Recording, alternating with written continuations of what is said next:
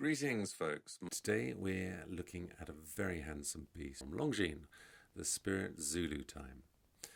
Now, I've owned this watch several times in both 39 and 42mm format since its release in 2022, so feel reasonably well placed to share my perspective. To me, this watch represents Longines at their best, taking genuine heritage and creating a thoroughly modern piece. This is a watch that I found very easy to love, and it offers a deeply satisfying ownership experience. Longines can trace their credentials for pilot watches back over 100 years. The very first Zulu time model was launched in 1925, with last year seeing a special edition released to mark the centenary. So, cool name, but what does Zulu time actually mean? It's taken from the letter Z for zero time at Greenwich in military speak.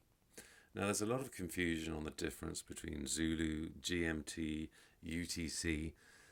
They do all rather sound like embarrassing medical conditions, but in practical terms, all are used interchangeably, with UTC or Universal Coordinated Time, the modern benchmark based on ultra-precise atomic clocks.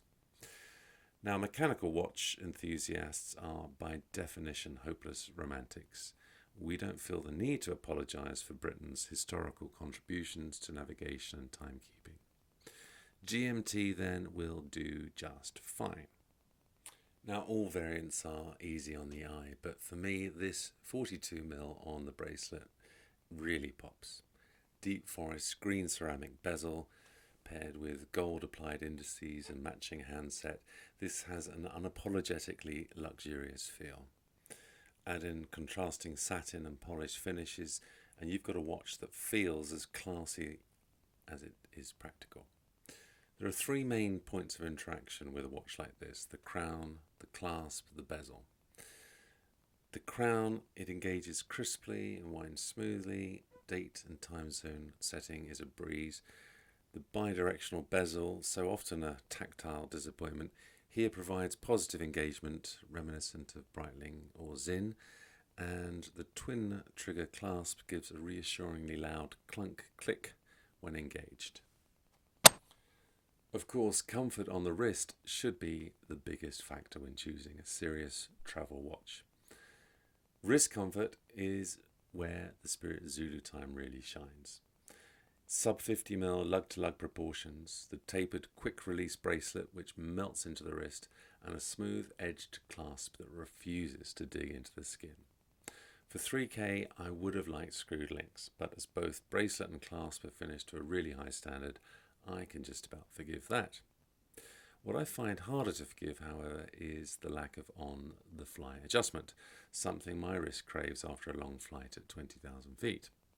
Now, Longines, of course, are not the only culprits, but if the likes of Christopher Ward and Formex can offer innovative solutions for toolless adjustment, then the big Swiss brands really have no excuse. And this is where my gripes stop, because folks, make no mistake, this true GMT is such a head-turner that even non-watch-wearing civilians will be salivating over it like a dog at dinner time. Under the bonnet lies a 21-jeweled COSC-certified chronometer offering circa 70 hours of runtime.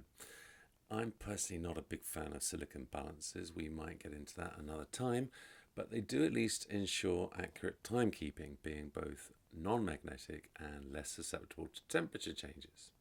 Longines have this branded as the L844.4 caliber. Scratch the surface, however, and you'll find a modified ETA. Now, as both Longines and ETA were acquired by Swatch Group in the early 1980s, you could, if you squinted and crossed your fingers, make a claim that this is an in-house movement. Just pick your audience carefully. This is a true traveller's GMT. You can jump the local hour hand backwards or forwards the moment you touch down, while the GMT hand quietly keeps track of time back home. By rotating the bezel to align with the GMT hand, you can also track an additional time zone. This is a particularly nice example in perfect working order with only light signs of wear. I'd give it a strong 8.5 out of 10. If you want to know more, please reach out to Mike at ukwatchguru. Until the next time, enjoy your watches in good health.